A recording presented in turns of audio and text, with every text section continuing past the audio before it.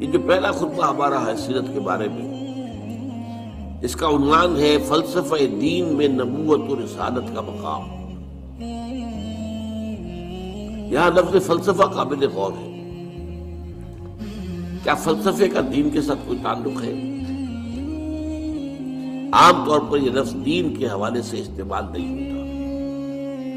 ہم حکمت قرآن، حکمت دین یہ استعمال کرتے ہیں، اور یہی قرآن کی اصطلاح بھی ہے۔ فلسفہ قرآن کی اصطلاح نہیں ہے، حدیث کی اصطلاح نہیں۔ ان دونوں میں جو فرق ہے وہ نوٹ کر لیجیے۔ فلسفہ خالص منطق کی بنیاد پر آگے چلتا ہے۔ جہاں کوئی چیز منطقی طور پر ثابت نہ ہو وہاں فلسفہ رک جائے، آگے نہیں بڑھے گا۔ جبکہ حکمت جو ہے اس میں جہاں منطق سے بھی سروکار ہے، وہاں فطرت کے اندر جو چیزیں اللہ نے ودیعت کی ہوئی ہے، اور جو بدیہیات فطرت کہلاتی ہیں، جن کے لیے کسی دلیل کی ضرورت نہیں ہے، بلکہ دلیل جو ہے ان کے لیے ثابت کی نہیں جا سکتی، ان چیزوں کو بھی ملحوظ رکھتے ہوئے فطرت سلیمہ کی رہنمائی میں عقل اور منطق اپنا سفر طے کریں تو اس کا جو نتیجہ ہوگا اس کا نام حکمت ہے۔ قرآن مجید میں حکیم انسان کی ایک بڑی مثال دی گئی ہے حضرت لقمان کی صورت میں۔ وَلَقَدْ آتَيْنَا لُقْمَانَ الْحِكْمَةَ أَنِ اشْكُرْ لِلَّهِ۔ ہمارا جو منتخب نصاب ہے قرآن حکیم کا، اس کا تیسرا درس اسی پر مشتمل ہے، سورہ لقمان کا دوسرا رکن۔ البتہ ایک بات جان لیجئے کہ فلسفے کی بہت سی شاخیں ہیں۔ منطق خود ایک فن ہے اگرچہ، لیکن وہ فلسفے کی شاخ شمار ہوتا ہے۔ ایک زمانے میں نفسیات بھی فلسفے کی شاخ تھی، یہ سب فلسفے کی، لیکن اب جو ہے فلسفے کے لیے علیحدہ علیحدہ نام اس کے مختلف شاخوں کے لیے۔ ایک کا نام ہے میٹا فزکس۔ میٹا فزکس جو ہے اس کا براہ راست تعلق جو ہے دین کے ساتھ ہے۔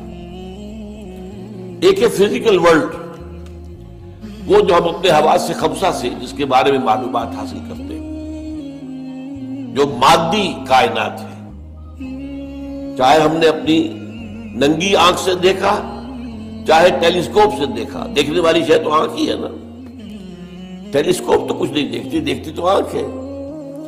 ٹیلیسکوپ نے اس آنکھ کا دائرہ بہت وسیع کر دیا۔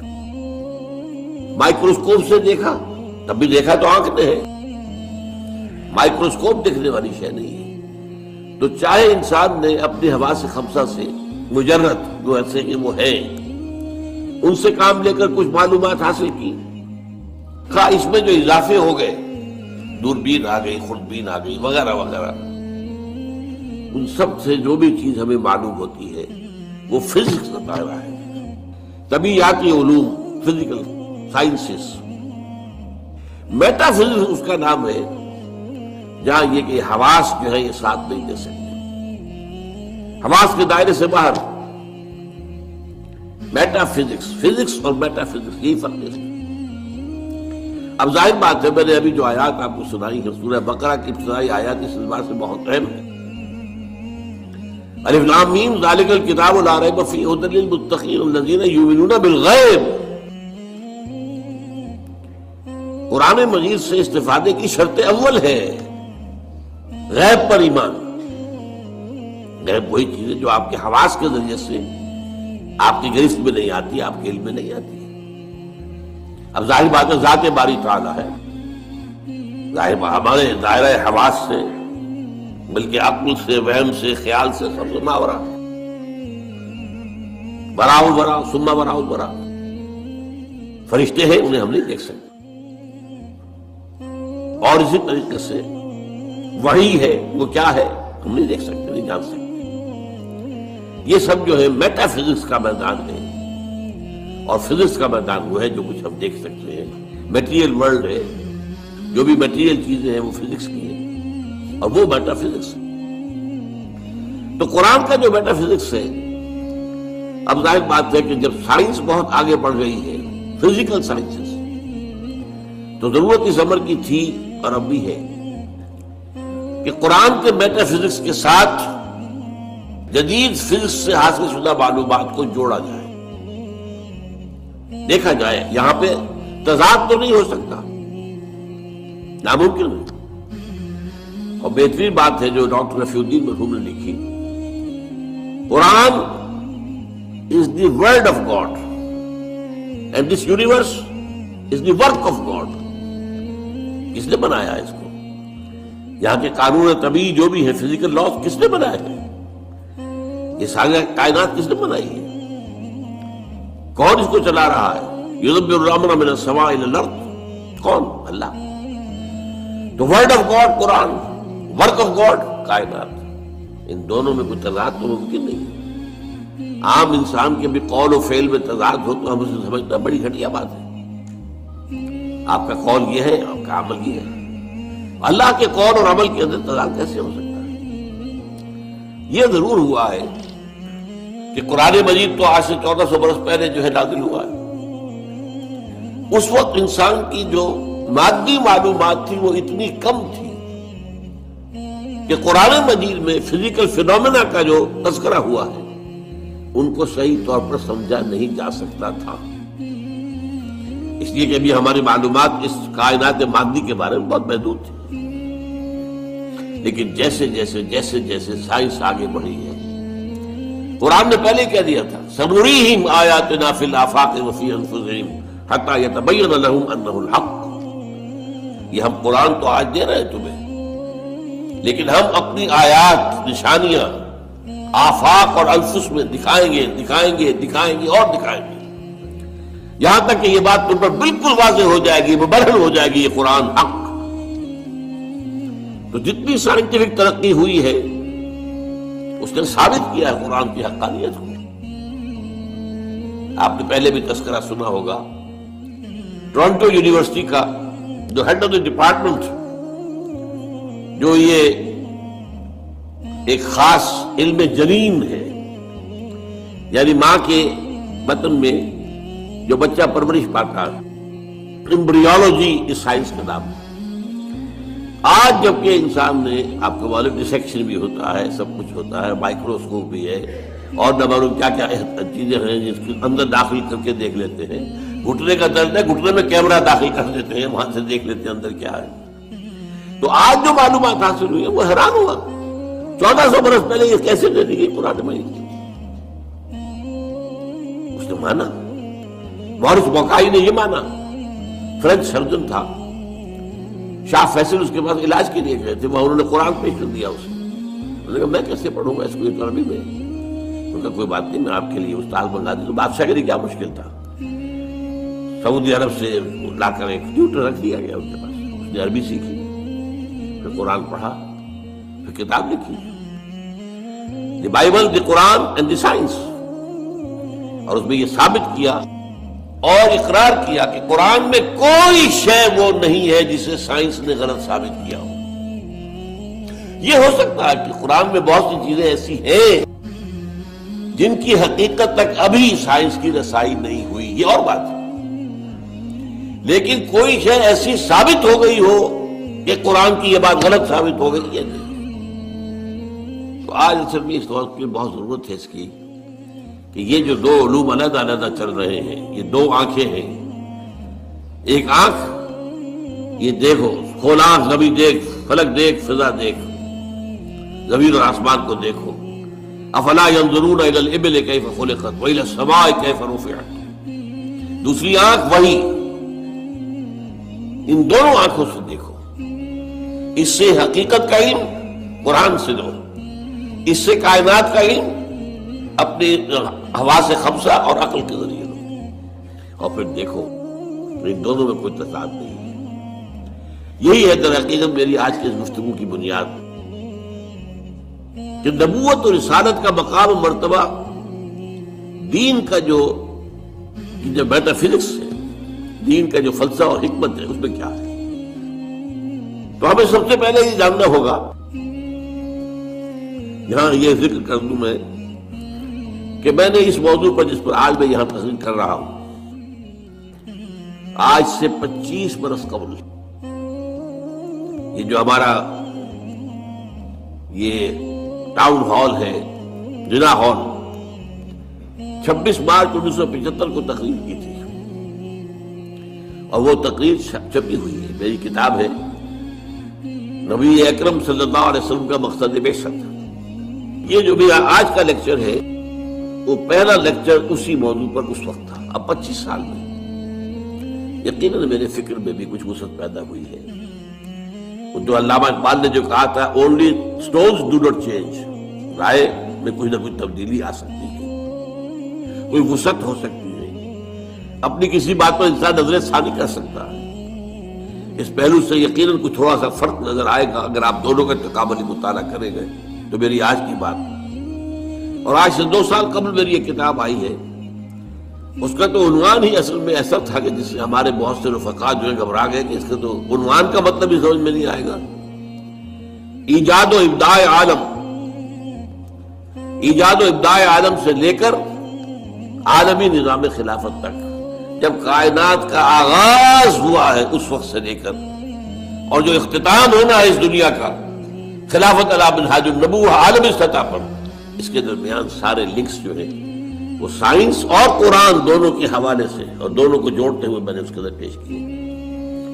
تو جن حضرات کو بھی ان موضوعات سے دلچسپی ہو وہ میری وہ کتاب بھی پڑھیں آج سے 25 سال پہلے کی، نبی اکرم صلی اللہ علیہ وسلم کا مقصد بعثت اور انقلاب نبوی کا اساسی منہاج۔ پھر یہ کہ یہ ایجاد و ابداع عالم کا بھی مطالعہ کریں، کوشش کریں، اور میرا جو ہے آج کا ہی لیکچر انشاءاللہ ان دونوں کی تسہیل کا ذریعہ بن جائے گا کہ بات آسان ہو جائے گی۔ دیکھیے قرآنک میٹا فزکس کیا ہے، ہم اس کو ایمان سے تعبیر کرتے ہیں۔ میں نے یہ چند آیات آپ کو سنائی، ایمانیات کیا کیا ہیں، اللہ پر ایمان، آخرت پر ایمان، یوم آخرت پر ایمان، وحی پر ایمان، فرشتوں پر ایمان، کتابوں پر ایمان، رسولوں پر ایمان، حضور کی ختم نبوت و رسالت پر ایمان، قرآن کے آخری اللہ کا کلام ہونے اور اس کے محفوظ ہونے پر ایمان، بعث بعد الموت پر، جنت اور دوزخ پر، حساب کتاب پر، وزن اعمال پر ایمان۔ یہ تمام ایمانیات، یہ سب کیا ہے؟ یہ میٹا فزکس ہے، یہ ہمارے اس دائرہ حواس کے اندر آنے والی چیزیں نہیں ہیں۔ ان ایمانیات کو 3 بڑے بڑے عنوانات کے تحت جمع کیا جا سکتا ہے۔ نمبر 1 ایمان باللہ یا توحید، نمبر 2 ایمان بالآخرہ یا معاد۔ معاد کے معنی لوٹنے کی جگہ، عاد یعود عودا، لوٹنا، معاد لوٹنے کی جگہ، اس میں ظرف ہے۔ تیسرے ایمان بالرسالت۔ اب جب یہ ایمان باللہ کیا ہے، چند چیزیں میں گنواؤں گا۔ پہلی بات یہ کہ آج ہم یہ مانتے ہیں، ہم پہلے سے مانتے تھے، آج دنیا بھی مان رہی ہے۔ جو فزکس کا اب سے کچھ عرصے پہلے کا دور تھا، 50-60 سال پہلے کا، اس وقت تک یہ مانا جاتا تھا کہ کائنات ہمیشہ سے ہے اور ہمیشہ رہے گی۔ یہ نیوٹونین دور کہلاتا ہے فزکس کا۔ لیکن آج ہمیں وہ بات معلوم ہو چکی ہے سائنس سے، جو قرآن ہمیں بتاتا ہے، یہ کائنات ہمیشہ سے نہیں ہے، نہ ہمیشہ رہے گی۔ یہ خاص وقت پر پیدا کی گئی ہے اور ایک خاص وقت پر ختم ہو جائے گی۔ آج سائنس نے اس کے لیے نقطہ آغاز اس کو کہا ہے بگ بینگ، ایک بہت بڑا دھماکہ ہوا تھا، اس سے کائنات شروع ہو گئی۔ پھر یہ تصور بھی ہے کہ کائنات ابھی پھیل رہی ہے، پھول جھڑی کی طرح۔ پھول جھڑی آپ کو معلوم ہے ایسے چکر لگاتے ہوئے پھیلتی ہے، اسی طرح یہ کائنات ابھی پھیل رہی ہے، مزید گیلیکسیز وجود میں آ رہی ہے۔ آپ اکثر و بیشتر اخبارات میں پڑھتے رہتے ہیں کہ آج ایک اور نئی گیلیکسی دریافت ہو گئی ہے، اتنے million trillion years, light years دور ہے ہم سے۔ وہ تو حساب کتاب میں آنے والی باتیں نہیں ہیں، لیکن یہ کہ اللہ تعالیٰ نے بھی فرمایا تھا یزید اللہ فی الخلق ما یشاء، اللہ اپنی تخلیق میں اضافہ کرتا رہتا ہے جو چاہتا ہے، یا کرتا رہے گا، دونوں معنی اس کے ہو سکتے ہیں۔ فعل مضارع میں فعل حال بھی ہے اور فعل مستقبل بھی ہے۔ اور اسی کو اقبال نے کہا یہ کائنات ابھی ناتمام ہے شاید، کہ آ رہی ہے دمادم صدائے کن فیکون، کن فیکون، کن فیکون۔ ابھی تو نئی نئی چیزیں وجود میں آ رہی ہیں، لیکن ایک وقت آئے گا جیسے وہ فنر ہوتا ہے، فنر، وہ فنر جو ہے لپٹا ہوا ہے اس کو آپ کھینچتے ہیں، لیکن اگر چھوڑ دیں گے اس طرح کو یہ پھر وہیں آ جائے گا واپس۔ اسی طرح ایک وقت آئے گا کہ یہ کائنات جو ابھی تو پھیل رہی ہے، جا رہی ہے، ایک وقت میں اس کی ریورسل ہو جائے گی، اور یہ جو اب سمٹنی شروع ہوگی پھر ایک نقطے پر جا کر ختم ہو جائے گی۔ قرآن میں نقشہ کھینچا گیا، یوم نطوی السماء کطی السجل للکتب، ہم یہ فضاؤں کو اور خلاؤں کو لپیٹ دیں گے، لپیٹ دیں گے۔ دیکھیے آج کا کانسیپٹ اور قرآن کے الفاظ، جیسے پچھلے زمانے میں کتابیں ہوتی تھی، جلد بندی کا تو معاملہ نہیں تھا، ایک کاغذ پر لکھ کیا پورا ہو گیا، اس کے ساتھ نیا کاغذ چسپاں کر دیا اور اس کو رول کر دیا۔ اب آپ نے دوسرے کو لکھا، وہ پورا ہو گیا، پھر اس کو اور رول کر دیا، تیسرا لگا، وہ رول بنتے تھے، سکرولز بھی کہلاتے ہیں۔ تو یہ سکرولز، یہ آسمان، اللہ تعالیٰ فرما رہے ہیں یوم نطوی السماء کطی السجل للکتب، جیسے اس زمانے کی کتابیں ہوتی تھی کہ سکرولز کی صورت میں ہوتی تھی، اس طریقے سے ہم آسمانوں کو لپیٹ دیں۔ یہ کائنات نہ ہمیشہ سے ہے نہ ہمیشہ رہے گی، ایک ہستی ہے البتہ جو ہمیشہ سے ہے اور ہمیشہ رہے گی، وہ ہستی اس کائنات کی خالق ہے۔ اس کی جہاں تک ذات کا تعلق ہے، یہ ہمارے فہم سے، ہماری عقل سے، ہمارے تخیل سے، ہمارے تصور سے، ہمارے وہم سے وراء الورا ثم وراء الورا ثم وراء الورا، اس کے بارے میں علم یہی ہے کہ یہ سمجھ میں آ جائے کہ اس کو ہم نہیں جان سکتے، بیانڈ اور لمٹس۔ اس کے بارے میں ساری معرفت جو ہمیں حاصل ہوتی ہے وہ اس کی اسماء و صفات سے ہوتی ہے۔ شاید آپ میں سے اکثر کو مجھے امید ہے یاد ہو، بچپن میں اگر یاد کرائے ہوں گے والدین نے، ایمان مجمل، ایمان مفصل۔ ایمان مجمل کیا ہے؟ آمنت باللہ کما ہوا باسمائہ و صفاتہ وقبلت جمیع احکامہ اقرار باللسان و تصدیق بالقلب۔ یہ اسماء و صفات باری تعالیٰ کا علم ہے، اس میں بھی لمیٹیشن ہے۔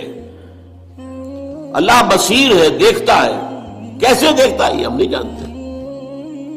کیا اس کی اس طرح کی کوئی آنکھ ہے؟ کیا وہ بھی دیکھنے کے لیے روشنی کا محتاج ہے؟ نعوذ باللہ من ذالک۔ ہمارے ہاں تو ایسے حیوانات موجود ہیں جو بغیر روشنی کے دیکھتے ہیں، تو اللہ کا دیکھنے والا ہے، سمیع ہے، سنتا ہے، کیسے سنتا ہے؟ کیا ساؤنڈ ویوز کی ضرورت ہے اسے بھی؟ اس کا بھی کوئی کان ہے جس سے آ کر ٹکرائے وہ؟ اسی طرح اس کا کوانٹیٹیو پہلو، اللہ ہر شے پہ قدیر ہے، کتنا قادر ہے ہم کیا تصور کریں گے؟ ہمارا تو تصور بڑا محدود ہے۔ یوں سمجھیے کہ ہمارے دماغ کی مثال اس سنار کی جو ترازو ہوتی ہے، تولے ماشے یہی تو لے گے نا، اس پر ٹنوں تو نہیں تول سکتا، سریا لا کر آپ اس پر تولنا چاہیں۔ تو اللہ تعالیٰ کی اسماء و صفات کا بھی وہ کتنا قدیر ہے، کتنا بصیر ہے، یہ تو ہم نہیں جانتے۔ لہذا معلوم ہوا کہ اللہ تعالیٰ کی بات کے بارے میں ہماری معلومات بہت محدود ہیں۔ بس یہ ہے، ایک بڑا پیارا شعر ہے، دور بینان بارگاہ الست جز پہ این برداند کے ہست، ہست۔ یہ بارگاہ الست جو ہے، یہ جو ہم عہد کر کے آئے تھے اللہ سے، الست بربکم قالوا بلی، تو بارگاہ الست اللہ کی بارگاہ، جو لوگ اس بارگاہ میں دور تک دیکھ سکتے ہیں وہ سوائے اس کے اور کچھ نہیں کہتے کہ بس یہ تو ہمیں معلوم ہے کہ ہے، لیکن کیا ہے، کیسا ہے، کتنا ہے، کیسے دیکھتا ہے، کیسا اس کا چہرہ ہے، حالانکہ قرآن میں لفظ آیا چہرہ، کیسے اس کے ہاتھ ہے، قرآن میں لفظ آیا ہاتھ، ہم نہیں جانتے۔ دور بینان بارگاہ الست جو پئین برداند کے ہست، اس کی میں مثال دیا کرتا ہوں۔ دیکھیں کوئی دیوار ہے، بہت بڑی فصیل ہے، اب آپ دیکھ رہے ہیں اسے تو آپ کو اندازہ ہو گیا کہ ہوگی اتنی کوئی 100 فٹ اونچی ہوگی، چلیے جہاں تک نظر آ رہی ہے اتنی لمبائی ہے، اس کے اوپر کوئی رنگ وغیرہ ہے وہ بھی نظر آ گیا۔ کوئی اندھا شخص ہے وہ کیا کرے گا؟ وہ جا کے دیکھے گا، ٹٹورے گا، ہے بھائی فصیل تو ہے، کتنی اونچی ہے اسے کیا پتا، وہ تو نہیں دیکھ سکتا۔ یہ وہ ہے کہ دور بینان بارگاہ الست جس پہ ہی نہ بردان کی ہس ہس ہے ضرور۔ یہ جو اللہ ہے جس نے اس کائنات کو پیدا کیا، سارے نام اچھے نام اسی کے ہیں۔ قل اللہ عبد الرحمن ایما تدعوا فلہ الاسماء الحسنی، چاہے اللہ کہہ کر پکار لو، چاہے رحمان کہہ کر پکار لو، جس کو بھی پکارو یہ جان لو کہ تمام اچھے نام اسی کے ہیں، تمام اچھی صفات اسی کے اندر ہے اور بتمام و کمال ہے۔ وعلی کل شیء قدیر ہے، بکل شیء علیم ہے، ہر چیز پر قادر، ہر چیز کا دیکھنے والا۔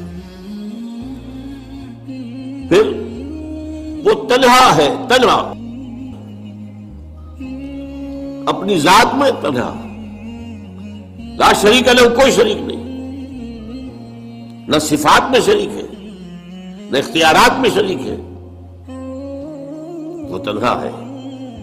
لا مثل لہ ولا مثال لہ ولا مثیل لہ ولا ضد لہ ولا ند لہ ولا کفو لہ۔ یہ ہے اللہ کی ذات کے بارے میں ہمارے تصورات کا خلاصہ۔ اب آئیے دوسرا، ایمان بالآخرہ۔ اس اللہ نے جو اس کائنات کو تخلیق فرمایا ہے، اس میں اس کی تخلیق کا کلائمیکس انسان ہے۔ اس کی میں تفصیل ذرا بعد میں بیان کروں گا، ابھی یہ مضمون ختم ہو جائے۔ تخلیق کا کلائمیکس انسان،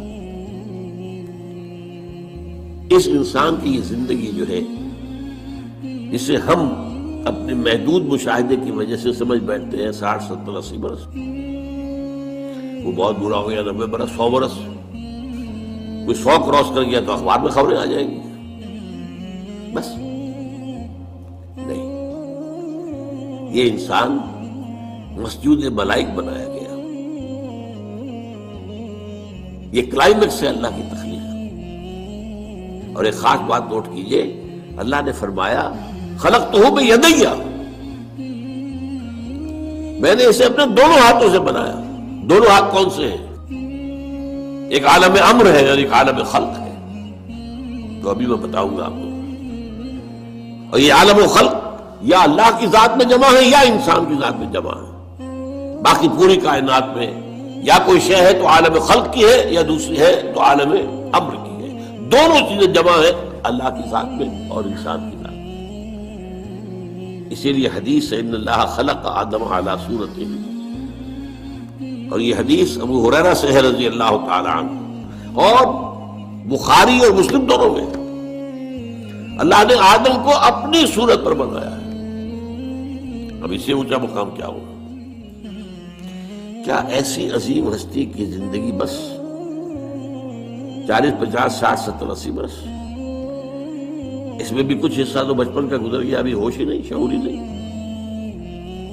بعد میں بھی 80 کے بعد ہو 70 کے بعد ہو تو انسان کے جو ہے حواس ٹھیک نہیں رہتے، یادداشت ختم ہو جاتی ہے، لیکن لا یعلم من بعد علم شیئا، علم ختم ہو جاتا ہے۔ نہیں، قرآن کیا بتاتا ہے؟ یہ بات وہ ہے جو افسوس ہے، صد افسوس، کہ آج بالکل ذہنوں سے خارج ہے۔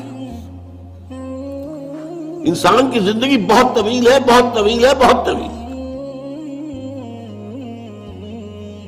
علامہ اقبال جو کہتے ہیں، تو اسے پیمانہ امروز و فردا سے نہ ناپ، جاویداں بہم دما ہر دم جمع ہے زندگی۔ کیا یہ ایسے ہی بڑھ ہانک دی ہے انہوں نے؟ نہیں، یہ قرآن کا مطالعہ ہے۔ 5 زندگیاں ہیں انسان کی، جن میں سے 2 ان میں سے ڈورمنٹ ہے، سوتے ہوئے گزری ہے، اور 3 ایکٹیو ہے۔ سب سے پہلے انسان کو عالم ارواح میں پیدا کیا گیا، صرف روحیں تھی، جسم نہیں تھا، اور یہی عالم امر ہے۔ روح یسألونک عن الروح قل الروح من امر ربی، یہ آپ سے روح کے بارے میں پوچھتے ہیں، فرما دیجئے یہ روح میرے رب کا امر ہے، امر۔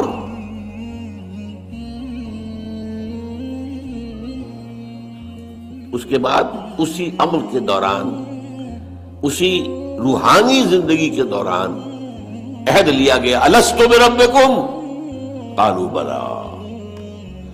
ساری ارواح آدم سے لے کر آخری انسان جو دنیا میں آئے گا، سب کی ارواح موجود تھی، میری، میرے والد کی، میرے دادا کی، پردادا کی، سگڑ دادا کی، آدم تک، اور میرے بیٹے کی اور پوتے کی اور پڑ پوتے کی، اور آخری انسان جو آئے گا دنیا میں اس تک، تمام انسانوں کی ارواح۔ الارواح جنود مجندہ، حدیث میں الفاظ ہے، لشکروں کے لشکر، تمام ارواح انسانیہ پیدا کر دی، لیکن جسم کسی کا نہیں تھا۔ ان سے عہد لیا گیا، الست بربکم قالوا بلی،